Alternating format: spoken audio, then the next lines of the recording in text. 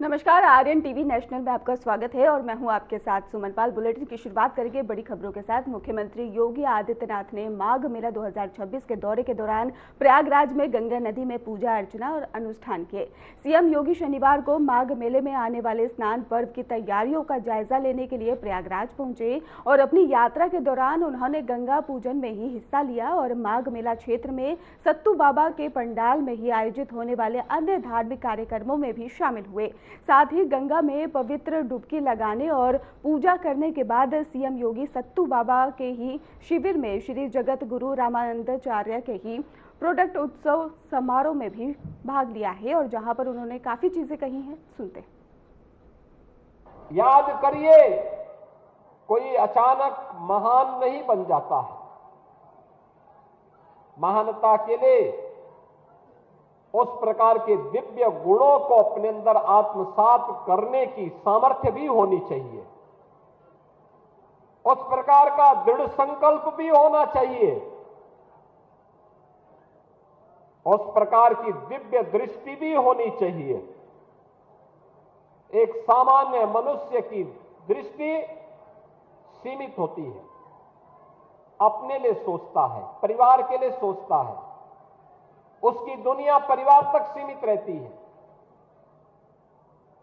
लेकिन एक महामानव का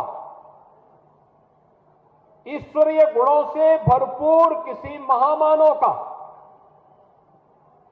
जो दृष्टि होती है वह दिव्य होती है, कल्याण की होती है, धर्म के प्रति लोगों के मन में जागरूकता की होती है। उनका भाव स्वयं के लिए नहीं, स्वार्थ के लिए नहीं, परमार्थ के लिए होता है। और यही कार्य इस धराधाम पर प्रकट होकर के पूज्यपाद श्रीमद जगतगुरु रामानंदाचार्य भगवान ने किया था। 726 वर्ष पूर्व जिस धरा पर जन्म हुए थे, वह कालखंड ऐसा था, याद करिए, वह कालखंड ऐसा था जब विदेशी हमले हो रहे थे, आक्रमणकारी सनातन धर्म को रौंदना चाहते थे। उनके लिए विदेशी आक्रांताओं ने साजिश रची थी समाज को तोड़ने के लिए, जाति के नाम पर बांटने के लिए, तमाम वादों के आधार पर सामाजिक ताने बाने को छिन्न भिन्न करने की साजिशें हो रही थी। और याद करिए, उस समय सबसे पहले मत और संप्रदायों को एकजुट करने का आह्वान उस समय उन्होंने कहा था कि सर्वे प्रपत्तेरधिकारिणो मता। आप याद करिए, यह देश 1947 में आजाद हुआ। आजाद होने के बाद देश को प्रधानमंत्री मिल गए। 1952 में पहला आम चुनाव होता है। तब से देश ने कई प्रधानमंत्री देखे।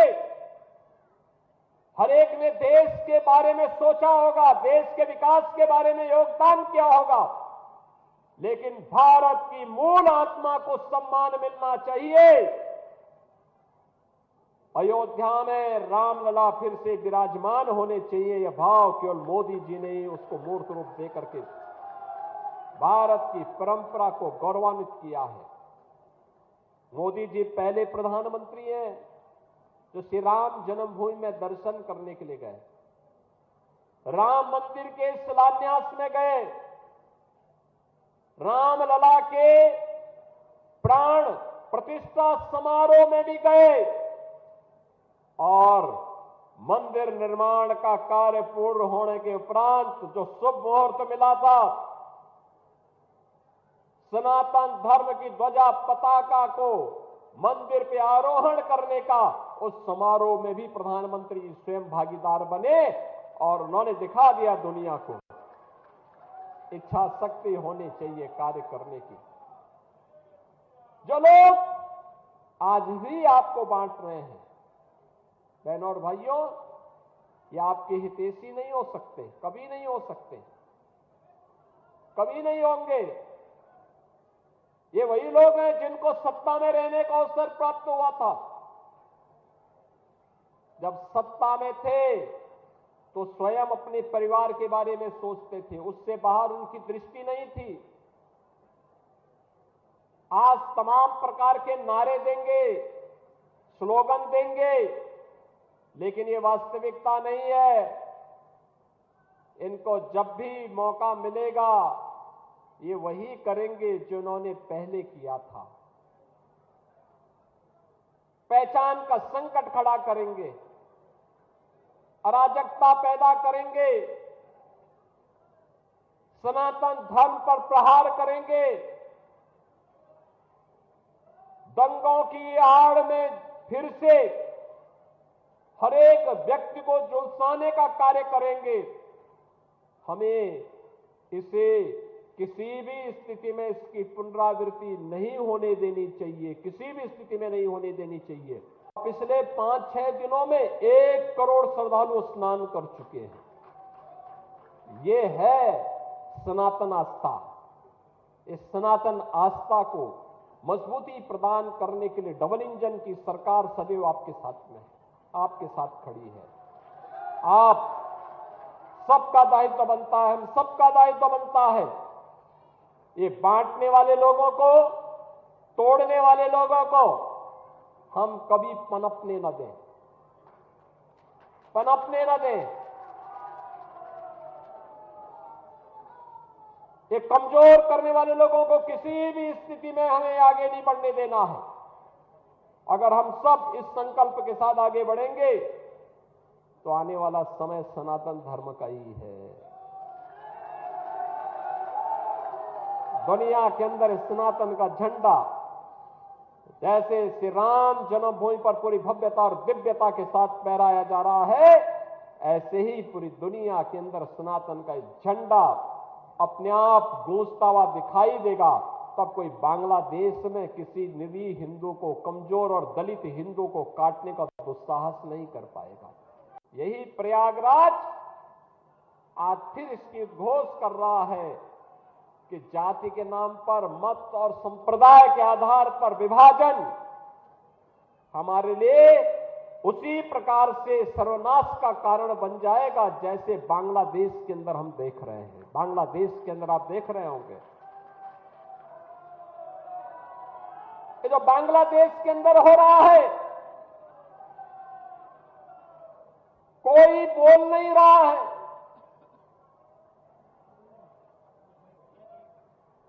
सेकुलरिज्म के नाम पर ठेका लेकर के चलने वाले वे लोग जिनकी दुकानें हिंदू समाज को और सनातन धर्म को कमजोर करने और हिंदू समाज को तोड़ने की पूरी ताकत लगाती है, बांग्लादेश की घटना पर इनका मुंह बंद है। इनके मुंह पे लगता किसी ने फेविकोल चिपका दिया है, ऐसे लगता है कोई टेप इनके मुंह पे चिपक चुका है। इनके मुंह से एक भी शब्द नहीं निकल रहे हैं। कोई कैंडल मार्च बांग्लादेश की घटना को लेकर के नहीं इनके द्वारा निकाला जा रहा है। और यह हम सब के लिए एक चेतावनी भी है, एक चेतावनी भी है। हमारे संत समाज को जोड़ने के लिए पूरी युक्ति करता है, और जब संत समाज एक मंच पर आकर के उद्घोष करता है तो परिणाम भी आता है। जैसे आपने देखा होगा अयोध्या में श्री राम जन्मभूमि पर भव्य राम मंदिर का निर्माण,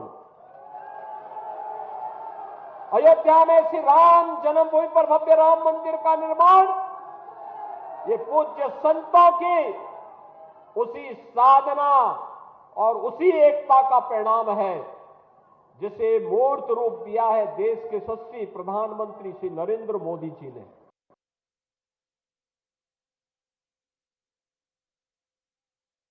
मुख्यमंत्री योगी आदित्यनाथ ने प्रयागराज में माघ मेले को लेकर प्रेस कॉन्फ्रेंस की और इस दौरान मुख्यमंत्री ने माघ मेले की तैयारियां, श्रद्धालुओं की सुविधाओं और सुरक्षा व्यवस्था, प्रशासनिक इंतजामों की जानकारी दी।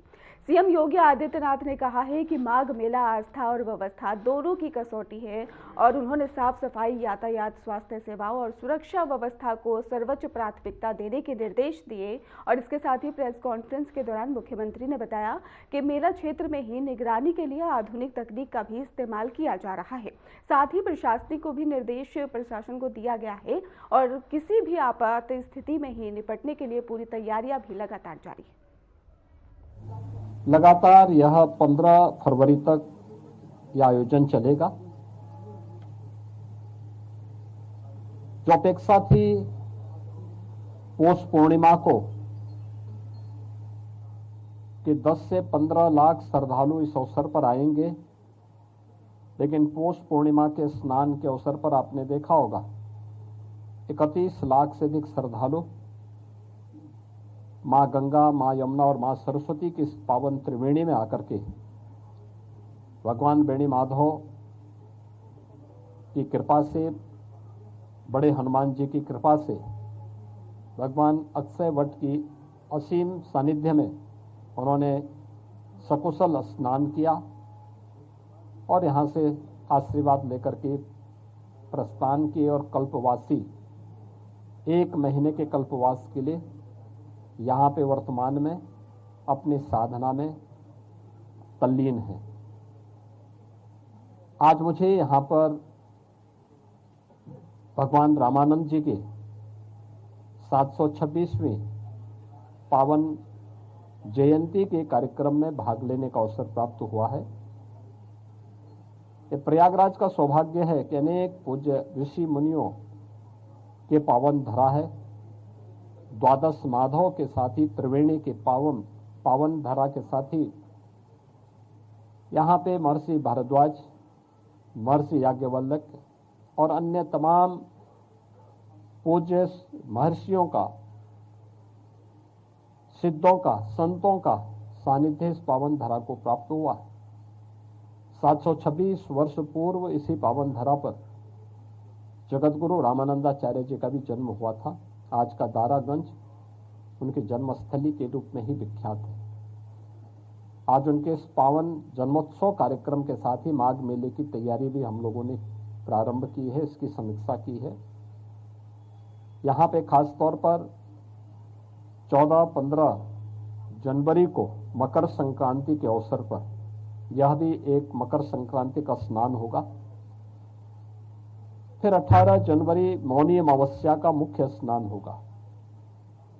इसके उपरांत 23 जनवरी को बसंत पंचमी और फिर माघ पूर्णिमा के साथ ही 15 फरवरी को महाशिवरात्रि का आयोजन भी यहाँ पर संपन्न होगा। ये सभी माघ मेले के कार्यक्रम होंगे। माघ मेले पौष पूर्णिमा से लेकर के माघ पूर्णिमा तक इस पूरे आयोजन के लिए प्रशासन ने, पुलिस ने और सभी संबंधित विभागों ने अपनी पूरी तैयारियां की हैं। पहले की तुलना में घाटों की लंबाई बढ़ाई है, स्वच्छता का विशेष ध्यान दिया गया है। भीषण शीतलहरी है, इसमें बचाव के लिए आवश्यक उपाय किए गए हैं। पब्लिक एड्रेस सिस्टम के साथ ही मेला से जुड़े हुए मेला सेवा ऐप का भी शुभारंभ करते हुए किसी भी कल्पवासी को, किसी भी संत को, किसी भी श्रद्धालु को अगर कोई सेवा लेनी हो, किसी प्रकार की कोई उनके यहाँ कोई किसी प्रकार की समस्या हो तो इससे संबंधित वह अपने इस मोबाइल ऐप के माध्यम से भी उस जानकारी ले करके और अपनी जानकारी दे करके उस सेवा का उपयोग कर सकता है या प्रशासन से अपनी बात को रख सकता है।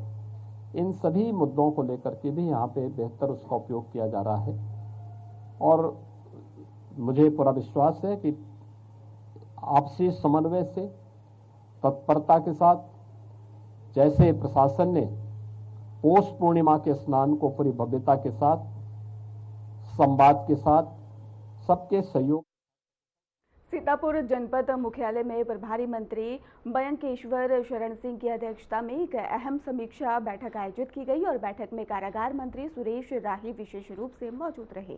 इस दौरान ही जिले के सभी विभागों के अधिकारी और कर्मचारी बैठक में शामिल हुए। बैठक में प्रभारी मंत्री ने विकास कार्यों और कानून व्यवस्था और इसके साथ ही जन कल्याणकारी योजनाओं की प्रगति की विस्तार से समीक्षा की है। उन्होंने अधिकारियों को स्पष्ट निर्देश दिए हैं कि सरकार की योजनाओं का लाभ समयबद्ध, पारदर्शी और प्रभावी तरीके से आम जनता तक पहुंचाया जाए। बैठक के दौरान ही जिले के सभी बीजेपी विधायक भी मौजूद रहे और विधायकों ने ही अपने अपने क्षेत्रों से जुड़ी समस्याएं और जनहित से मुद्दों को प्रभारी मंत्री के सामने भी रखा है, जिस पर मंत्री ने संबंधित अधिकारियों को त्वरित समाधान करने के निर्देश भी दे दिए हैं।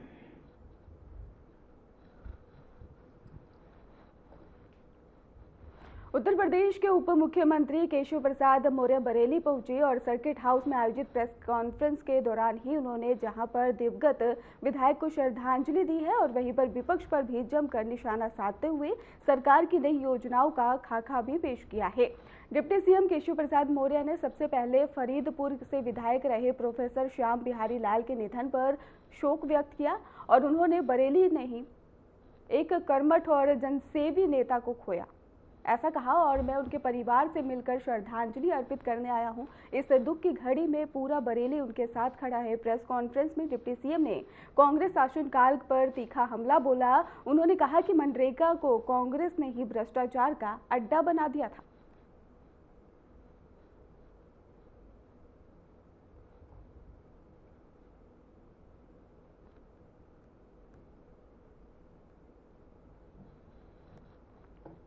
राज्य मंत्री कपिल देव अग्रवाल बिजनौर पहुंचे, जहां पर कलेक्ट्रेट में मौजूद महात्मा विदुर सभागार में उन्होंने वीजी राम जी के संबंध में पत्रकार बंधुओं के साथ प्रेस वार्ता की है। प्रेस वार्ता के दौरान ही प्रभारी मंत्री कपिल देव अग्रवाल ने केंद्र और प्रदेश सरकार द्वारा संचालित कई जन कल्याणकारी योजनाओं की जानकारी दी।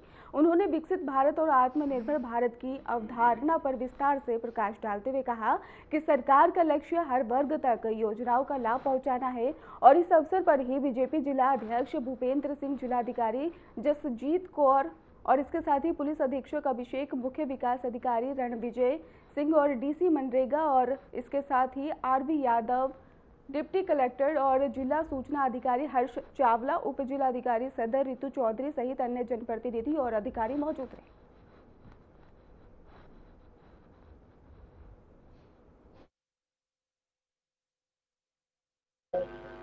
जिसमें विकसित भारत, रोजगार और आजीविका के लिए guarantee mission V G Ram ji, जिसके अंदर सबसे महत्वपूर्ण निर्णय है कि जो श्रमिकों को अभी तक 100 दिन का मजदूरी मिलती थी, उनको कम से कम 125 दिन की मजदूरी मिले, यानी 5 महीने का न्यूनतम रोजगार ऐसे लोगों को मिलने का काम है।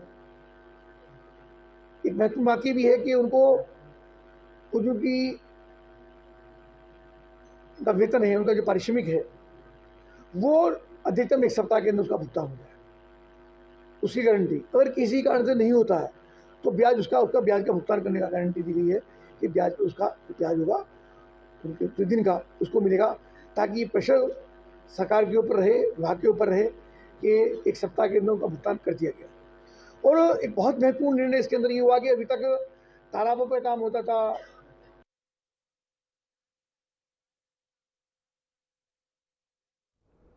सहारनपुर में हाल ही में झांसी और झारखंड के कुछ इलाकों में मौजूद सुनारों की दुकानों पर ऐसे बैनर लगाए जाने की खबर सामने आई है जिनमें नकाब और या फिर बुर्का पहनने वाली महिलाओं के दुकान में ही प्रवेश और खरीदारी पर पाबंदी का ऐलान किया गया है और इस घटना ने सामाजिक और धार्मिक हलकों में ही गहरी नाराजगी भी पैदा कर दी है। इस मामले पर ही जमीयत दावतुल मुस्लिमीन ने ही यहाँ पर बताया जा रहा है संरक्षक और प्रसिद्ध देवबंदी उलेमा मौलाना कारी इसहाक गोरा ने ही एक वीडियो बयान जारी कर कड़ा ऐतराज भी जता दिया है। उन्होंने इस फैसले को तानाशाही मानसिकता का नतीजा बताते हुए कहा कि ये महिलाओं के सम्मान पर सीधा हमला है। मौलाना कारी इसहाक गोरा ने कहा है कि एक तरफ समाज में महिलाओं के अधिकारों और सम्मान की बातें की जाती हैं और जबकि दूसरी ओर ही उन्हें इस तरह की पाबंदियों का सामना करना पड़ रहा है। ये रवैया खुले तौर पर ही दोगलेपन को दर्शाता है और इसकी जितनी निंदा की जाए कम है। मालूम हुआ है कि झांसी और झारखंड के कुछ इलाकों में सर्राफा लोगों ने अपनी दुकान के बाहर एक बैनर लगाया है जिस पर लिखा हुआ है कि नकाब पोश महिलाओं की एंट्री नहीं है। यानी कि कोई भी बुर्के में या घूंघट में कोई महिला आएगी तो वो खरीदारी नहीं कर सकेगी। मैं समझता हूं कि ये महिलाओं का अपमान है और काबिले मजम्मत है। हम एक तरफ जहां महिलाओं के सम्मान की बात करते हैं तो दूसरी तरफ उन पर पाबंदी आयद करके उनके हुकूक का गला घोटने जैसा काम करते हैं। मैं इसीलिए तमाम अपनी माओं और बहनों से ये अपील करूंगा कि वो खुद से ऐसे दुकानदारों से हरगिज भी खरीदारी ना करें, ऐसे दुकानदारों का बहिष्कार करें। और हमें याद रखना चाहिए कि घूंघट, पर्दा या नकाब सिर्फ मुस्लिम महिलाएं नहीं करती बल्कि दूसरे धर्म की महिलाएं भी करती हैं। मैं जिला प्रशासन और शासन से भी अपील करूंगा कि ऐसे लोगों पर कानूनी कार्रवाई सख्त से सख्त करें जिससे कि आने वाले वक्त में कोई भी इस तरह की हरकत ना कर सके। अलीगढ़ पुलिस ने ही सनसनीखेज हत्याकांड का खुलासा कर दिया है। यह हत्या महज लूडो में जीते गए 17,000 रुपए न देने के विवाद में की गई थी। पुलिस के मुताबिक ही आरोपी ने रुपए के लालच में युवक की हथौड़े से पीट कर हत्या कर दी। ये घटना अलीगढ़ के ही थाना हरदुआगंज क्षेत्र की है और हत्या के बाद ही मामले का खुलासा न हो पाने पर एसएसपी ने ही संबंधित थाने के इंस्पेक्टर को सस्पेंड कर दिया था और इसके बाद पुलिस ने ही तेजी से कार्रवाई करते हुए आरोपी को गिरफ्तार कर लिया। जांच में सामने आया कि आरोपी और मृतक बीच में ही क्षेत्र में चंगेरी गांव के पास एक नरकंकाल मिला था। इस नरकंकाल की सूचना के बाद तुरंत ही वरिष्ठ पुलिस अधिकारी गण द्वारा मौका मुआयना किया गया, आवश्यक साक्ष्यों का संकलन किया गया, घटनास्थल को सुरक्षित किया गया और फील्ड यूनिट को मौके पर बुलाया गया और इसकी जो नरकंकाल थी उसकी सफल शिनाख्त हुई, जो कि दिनेश थे और जो नगरिया बूढ़ के रहने वाले थे। और परिजनों की प्राप्त तहरीर के अनुसार थाना हरदोगंज में 546/25 एक मुकदमा पंजीकृत किया गया और इस पूरी घटना के सफल अनावरण के लिए सीओ अतरौली के निर्देशन में 5 टीमों का गठन। बिजनौर में पिछले 5 से 10 दिनों से शीतलहर का असर जारी है, जिससे कि जनजीवन अस्त व्यस्त हो गया है। कड़ाके की ठंड के कारण ही लोग परेशान हैं और रात के समय तापमान में लगातार गिरावट के चलते कपकपी का दौर लगातार जारी है। मौसम विशेषज्ञों का कहना है कि पहाड़ों पर हो रही बर्फबारी से ही मैदानी इलाकों में ठंड का असर बढ़ गया है और इस दौरान ही मौसम में मजदूरों और बाहरी कामगारों के लिए ही स्थिति और कठिन हो गई है। वे ठंड के बावजूद काम करने को मजबूर हैं। लोग ठंड से बचने के लिए अलाव का सहारा ले रहे हैं, लेकिन ग्रामीण क्षेत्रों में अलाव या फिर हीटिंग की कोई व्यवस्था नहीं की गई है। ठंड, ये जो हमारे ज़िले के डीएम साहब हैं, उन्होंने शहरी में अलाव का और कंबल वितरण कर दिया है। हमारे जो ग्रामीण क्षेत्र हैं उनमें कोई ऐसी व्यवस्था नहीं है। मैं सभी अधिकारियों से निवेदन करूंगा कि गांव में जो भी हमारे लिए अलाव का या कंबल वितरण करने का, क्या गांव में ऐसी कोई व्यवस्था नहीं की अलाव वगैरह की? कि अभी यहाँ पर ऐसी कोई व्यवस्था नहीं करी गई है। जो में की गई है क्या? नहीं, हमारे कहीं जो भी ग्रामीण क्षेत्र हैं कहीं भी ऐसी व्यवस्था नहीं है, ना तो कहीं अलाव की है और ना ही कहीं कंबल वितरण हुआ है। तो क्या चाहते हैं आप? बस मैं इनसे विनती यही करूंगा जो अधिकारी पद हेतु हैं कि हमारे जो क्षेत्रवासी हैं उन्हें कंबल की वितरण किया जाए और जगह जगह चौराहों पर अलाव की व्यवस्था की जाए।